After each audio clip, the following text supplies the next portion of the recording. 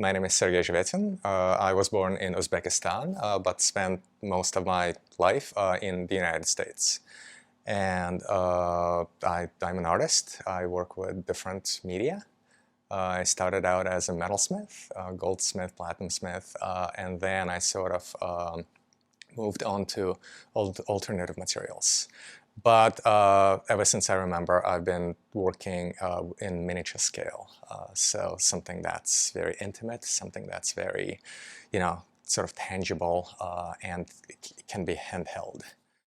And recently I have tried to focus a lot more on natural materials and natural settings. I sort of really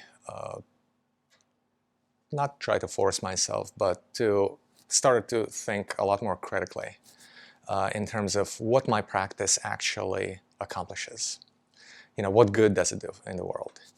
And if I was working with galleries, producing these wondrous but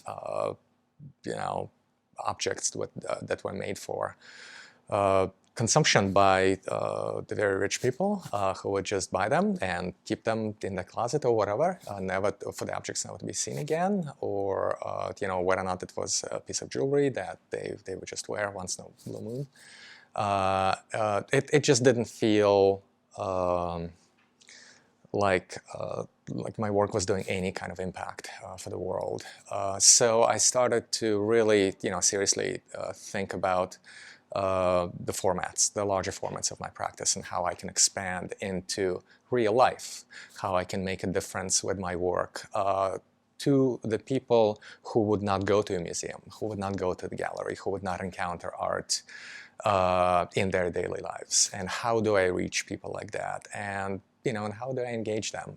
And how do I express the ideas that I want to express, within these constraints or formats, ways of formatting. And for the past, I guess several years, I started to work on this project, which involves seeds.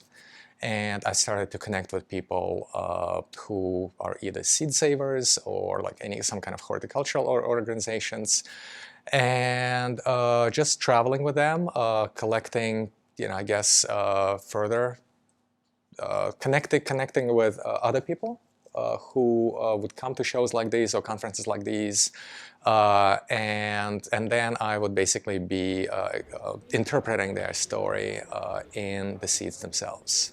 So I would have my equipment with me at all of these events, and then people would bring very special seeds that they have connections with, and I would basically be engraving their portraits into these seeds, but not literal portraits. They would be interpretive portraits based on the stories that they tell me. So, over the past, 3 years that I've been doing this project, I've collected quite a few very, very compelling and very significant stories, and a portion of those stories was, we picked for the Seed Vault.